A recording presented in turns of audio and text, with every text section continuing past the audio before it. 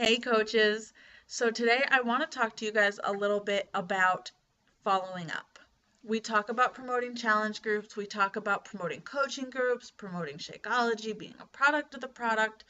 So after you've done all that and you think that you have a customer in the bag and then people don't buy, you might want to know where you went wrong or what you could have done differently.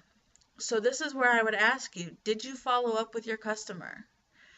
Chances are, if you're like me and you're just starting out, I had trouble with the follow up. I felt weird asking people, when can I follow up with you or when can we talk next?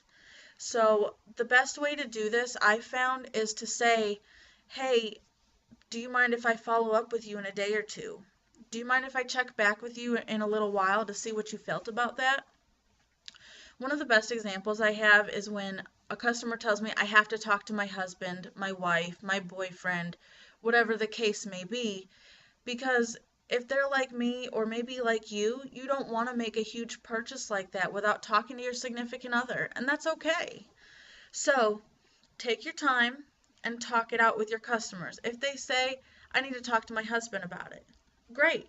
I would love for you to talk to your husband about Shakeology. Do you mind if I follow up with you in a day or two to see how he felt about it?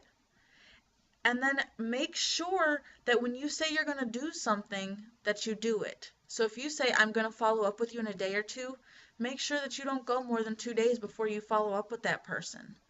They could have forgotten to check out Shakeology, but if you check in on them like you said you would, they'll be like, "Oh, I forgot. Hang on, let me do it now." So the key to this business really is in following up with your customers.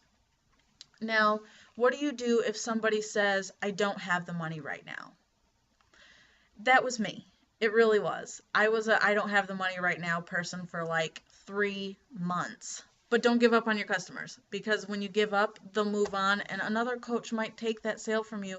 Or in fact, it might be a really good friend of yours that you want to help.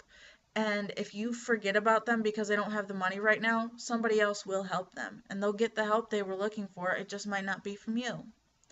So, what you do when somebody says they don't have the money right now is you take a step back and say, okay, that's fine. I still want to help you start out and get to your goals. And then when you have the money to buy a program, to get Shakeology, we can discuss that. So have them sign up for a free membership. Help them start working towards their goals. You guys are smart. Pinterest has great workout plan ideas. Uh, there's all sorts of sites online that you can use to help people work on their goals without buying a program.